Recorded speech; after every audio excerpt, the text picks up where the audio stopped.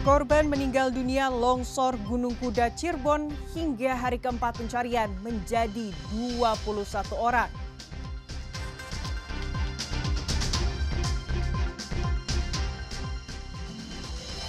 Pelaku penyiraman air keras di Sukabumi ditangkap polisi.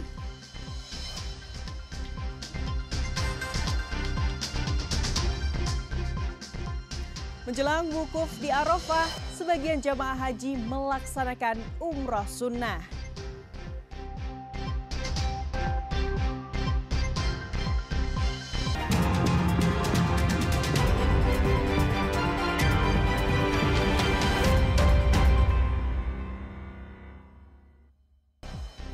Selamat pagi saudara, selain ketiga informasi utama tadi, kami masih memiliki informasi menarik lainnya.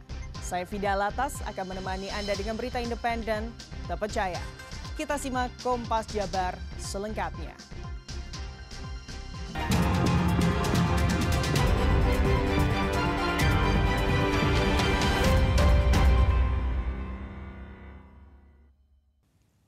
Saudara, pencarian hari keempat korban longsor tambang Gunung Kuda Cirebon membuahkan hasil.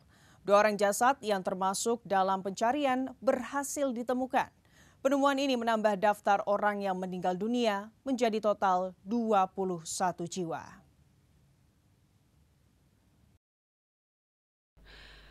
Kedua jasad korban longsor ditemukan dalam waktu yang berbeda. Jasad pertama ditemukan pada sekitar pukul 10.30 waktu Indonesia Barat. Petugas sempat kesulitan mengidentifikasi karena bagian tubuh dan terutama bagian sidik jari sudah rusak. Namun setelah dikirim ke RSUD Arjawinangun, tim DVI Polda Jabar berhasil menemukan data korban. Sehingga jasad yang semula misterius akhirnya diketahui identitasnya. Korban bernama Sudiono, 51 tahun, warga desa Girinata, Kecamatan Duku Puntang, Kabupaten Cirebon. Warga yang ditemukan kali kedua pada hari ini juga sulit diidentifikasi di lokasi. Kalau biasanya petugas dapat langsung melihat dari rekam sidik jari, kini petugas harus mengirim jenazah ke RSUD Arjawinangun untuk identifikasi lanjutan. Jasad kedua ini ditemukan pada pukul 14.30 waktu Indonesia Barat. Dandim 0620 Kabupaten Cirebon, Jawa Barat, Letkol Infantri Muhammad Yusron menyampaikan 2 orang yang ditemukan sudah dikirim ke RSUD Arjawinangun untuk diidentifikasi oleh tim DVI Polda Jabar.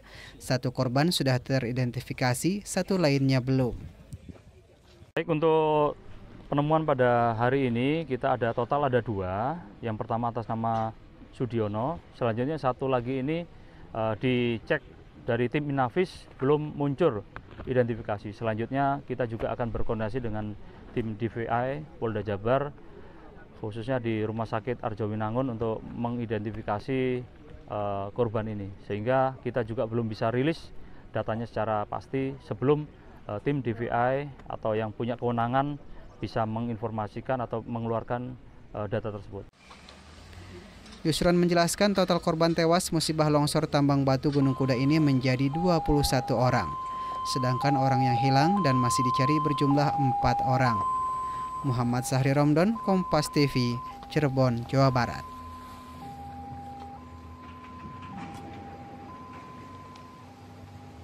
Sementara itu, alat bantu berupa total station milik petugas Kementerian ESDM telah dihadirkan dalam pencarian hari keempat.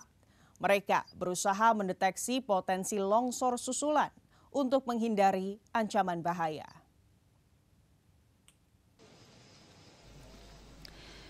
Tim gabungan kembali melakukan pencarian hari keempat di TKP longsor Gunung Kuda, Kabupaten Cirebon. Pencarian hari ini juga menggunakan alat total station yang merupakan alat baru yang dibantu dari Kementerian ESDM. Alat ini digunakan untuk mendeteksi potensi longsor susulan yang terjadi di beberapa titik bekas longsor besar pada Jumat siang. Dandim 0620 Kabupaten Cirebon, Letkol Infantri Muhammad Yusron, menyebut pencarian hari ini akan dimaksimalkan untuk menemukan sisa korban yang diduga masih tertimbun. Hari ini juga sudah kita mohon bantuan dan kita datangkan alat total station.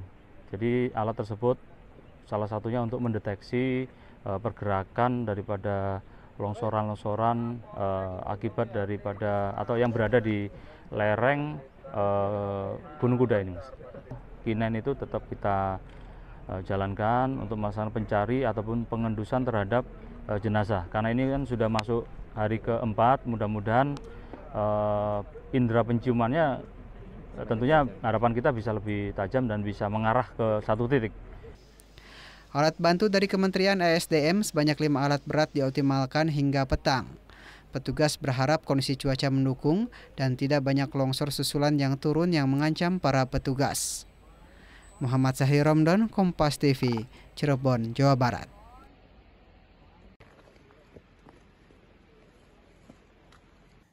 Tim gabungan dalam melakukan pencarian lanjutan hari keempat di lokasi musibah Gunung Longsor, Kabupaten Cirebon, melibatkan 3 ekor anjing pelacak yang menemukan titik keberadaan korban. Tim gabungan kembali melanjutkan proses pencarian di hari keempat. Mereka melakukan pemetaan di lokasi. Pencarian pertama menggunakan keahlian 3 ekor K9 untuk melacak titik potensi korban yang masih tertimbun.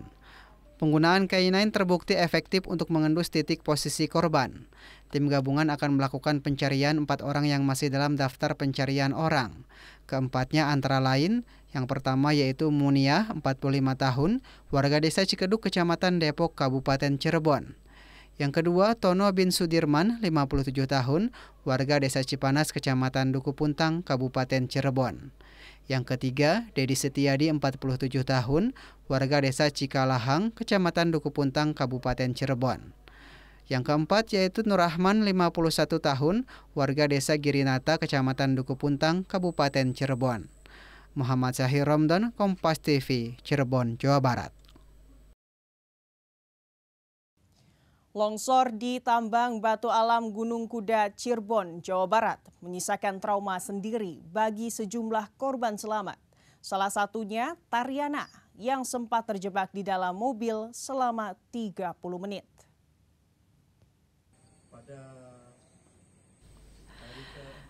Longsor tambang batu alam Gunung Kuda, Desa Cipanas, Kecamatan Duku Puntang, Kabupaten Cirebon menjadi duka. Betapa tidak, material Gunung Kuda berukuran besar, longsor menimpa puluhan warga yang sedang beraktivitas penambangan hingga sedang berjualan di lokasi itu. Selain itu, material longsor juga menimpa sejumlah kendaraan seperti truk dan alat berat.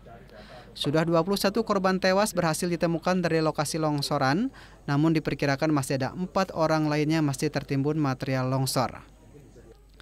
Ada pula korban selamat dari longsor maut itu meskipun mengalami luka-luka, salah satunya Tariana asal desa Lewi Gede, Kecamatan Widasari, Kabupaten Indramayu, merupakan salah satu korban yang selamat.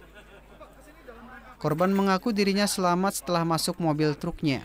Dirinya mengalami luka ringan yakni di bagian tangan, bahkan akibat longsor, dirinya sempat terkurung selama 30 menit di dalam truk. Namun sempat telepon temannya dan berhasil dikeluarkan dari truk. Tertimbun longsor ya, Bapak ada di mana posisi? Ada di dalam mobil, Pak. Ada di dalam Masuk, mobil? ya lari ke dalam mobil. Terus tertimbun mobilnya? Tertimbunnya selama 30 menit saya nelpon teman supaya saya masih hidup, tolong bantuin saya kejepit. Oh, di dalam longsoran itu sempat? Iya, di dalam mobil, Pak. Terus gimana, Pak? Ceritain terus. Ya, terus langsung teman saya nyariin, pakai dongkrak nggak bisa, pakai Manual. pipa, pakai manual pipa bisa. Setir saya dibegokin baru bisa keluar saya, Pak. Oh, sempat kejepit berarti di Iya, setirnya. kejepit, Pak. Alami luka apa aja, Pak? Apa yang luka, Pak? Ya ini. Sementara itu, selama operasi pencarian korban longsor Gunung Kuda, sejumlah keluarga korban yang diduga masih tertimbun terus berdatangan ke posko. Mereka pun berdoa bersama dan berharap agar keluarganya segera ditemukan. Fadlianto Sugiono, Kompas TV, Cirebon, Jawa Barat. Saudara, di Depok, seorang pengemudi ojek online tewas setelah terserempet komuter lain. Informasinya akan hadir usai jeda. Tetaplah di Kompas Jabar.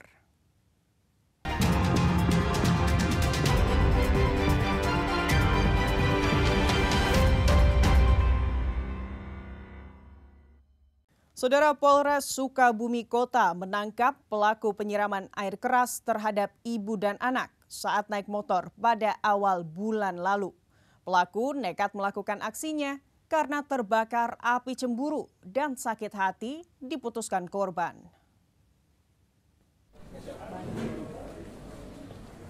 Pasca terjadinya aksi penyiraman air keras terhadap korban ibu dan anak berinisial YA 36 tahun dan MRA 9 tahun di Sukabumi, tim Jatanras Polres Sukabumi Kota berhasil mengungkap para pelaku.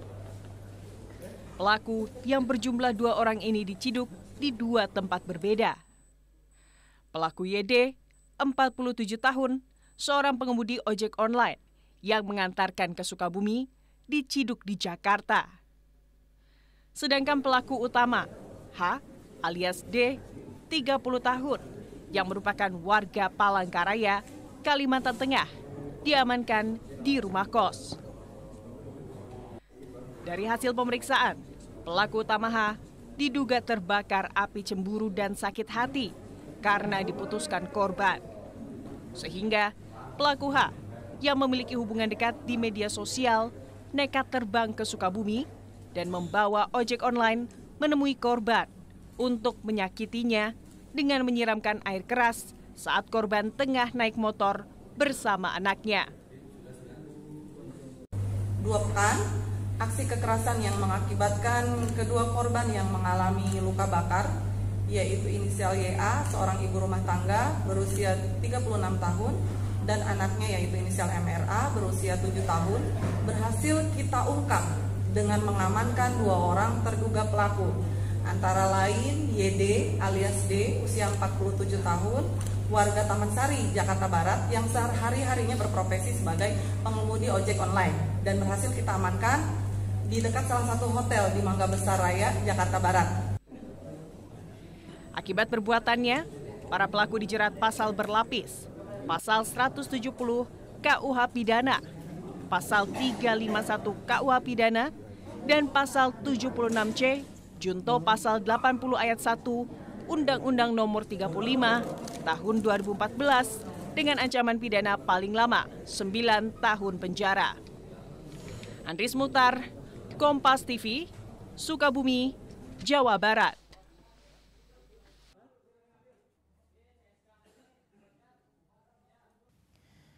Sementara itu, seorang pengemudi ojek online tewas setelah terserempet komuter lain di perlintasan Kemiri-Muka, Beji, Depok.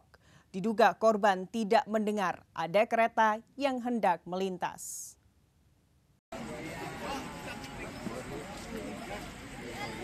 Petugas keamanan PT KAI bersama pihak kepolisian yang tiba di lokasi pun langsung melakukan evakuasi terhadap jasad korban. Motor dan atribut ojek online milik korban ditemukan utuh yang terparkir tak jauh dari posisi korban ditemukan.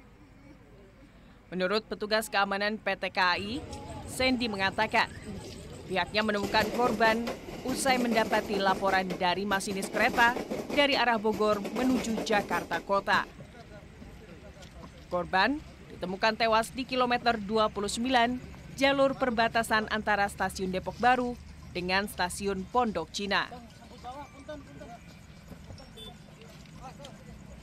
Selanjutnya di TKP sini, kilometer 2900 sampai 29100, tidak ada warga yang melihat. Palang perlintasan juga warga di situ juga tidak melihat pas kita tanya. Habis itu kita mencari jenazah, taunya ketemu di bawah patok, di belakang pos RW. Korban tewas akibat mengalami luka berat pada bagian kepala. Guna kepentingan penyelidikan lebih lanjut, jasad korban dibawa ke Rumah Sakit PMI Kota Bogor.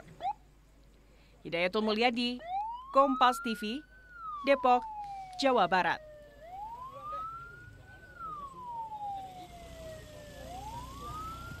Saudara, layanan kursi roda termasuk jokinya tersedia di Masjidil Haram. Informasinya akan hadir usai jeda.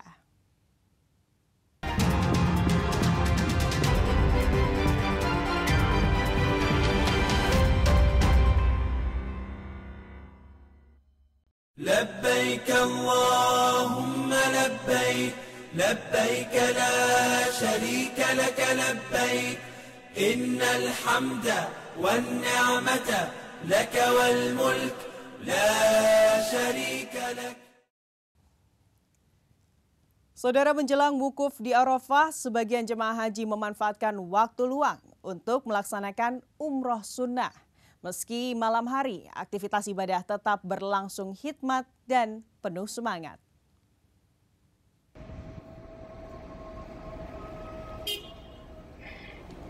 Sambil menanti puncak haji, jamaah dari berbagai negara, termasuk Indonesia, melaksanakan umroh sunnah. Mereka mengenakan ihram sejak dari pemondokan, lalu menuju salah satu miqat terdekat seperti Tanim. Jemaah haji Kloter JKS 14 Bogor, Jawa Barat misalnya, berangkat dari pemondokan mereka di Misfalah selepas Isya dan menuju Tanim. Kemudian melaksanakan rangkaian umroh di Masjidil Haram, seperti tawaf mengelilingi Ka'bah sebanyak 7 putaran. Kemudian sa'i di antara Safa dan Marwah, dan diakhiri dengan tahallul atau mencukur rambut. Karena memang kita gelombang awal, jadi nanti setelah kegiatan Armuna itu kita 3 hari langsung udah kemas-kemas untuk penimbangan koper. Karena itu kita memanfaatkan sebelum berangkat ke Armuzna, kegiatan itu kita padatkan, di antaranya kita isi dengan kegiatan umroh sunat, sehingga si para jemaah bisa mengumrohkan keluarganya, bisa mengumrohkan keluarga yang dia cintai, dan alhamdulillah malam ini kita sudah umroh yang ke-9, alhamdulillah. Meski malam hari, Masjidil Haram tetap ramai. Pelataran Ka'bah tetap padat oleh jamaah, terutama di bagian bawah. Meski padat, semangat jamaah untuk beribadah tidak surut. Umrah sunnah menjadi penyegar spiritual sembari menunggu wukuf di Arafah. Azif Ardiansyah, Kompas TV, Mekah, Arab Saudi.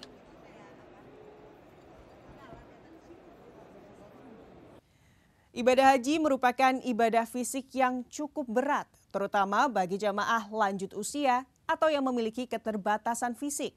Namun kemudahan demi kemudahan terus diberikan, termasuk dengan adanya layanan sewa kursi roda, termasuk jokinya yang tersedia di Masjidil Haram.